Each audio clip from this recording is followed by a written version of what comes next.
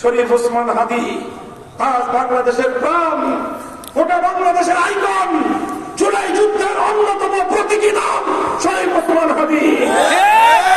তার বক্তব্য ছিল এই সকল সুশীলগিরির বিরুদ্ধে, তোমরা এই সমস্ত ফাজলামি করবা, এই সকল সুশীলগিরি করবা, বাংলাদেশের ইতিহাসের সঙ্গে গাদ্দারি করবা, আগামী প্রজন্ম সেই গাদ্দারি হতে দেবে না।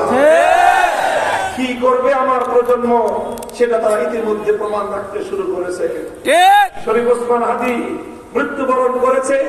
যারা মনে করছে এক বিপ্লবীর মৃত্যুর মধ্য দিয়ে জুলাইয়ের চেতনা এটা বন্ধ হয়ে যাবে, পরাজিত হয়ে যাবে, থমকে যাবে, বোকার স্বর্গে বসবাস করছে, চেয়ে দেখবো এক ওসমান হাদির শাহাদাতের মধ্য দিয়ে তার রক্ত থেকে লক্ষ লক্ষ ওসমান হাদি জন্ম নেবে।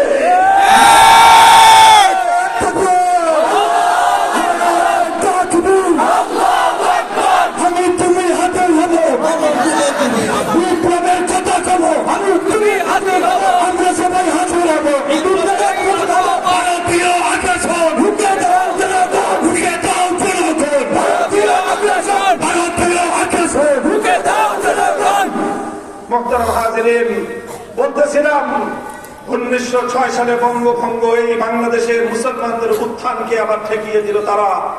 মুসলমানরা এই ক্ষোভ মনের মধ্যে পুষে রেখেছিল। এই ক্ষোভ পুষে রাখতে রাখতে 1947 সালে সময় আসলো, এদেশের মুসলমানরা সিদ্ধান্ত গ্রহণ করবার সময় পেয়ে তারা একসঙ্গে এক জুতার বাতির বাড়িতে এক লাঠি দিয়ে দুই আধিপত্যবাদী শক্তিকে দেশ থেকে বিতাড়িত করেছে। 190 বছরের ব্রিটিশ বেনিয়াকে যেরকম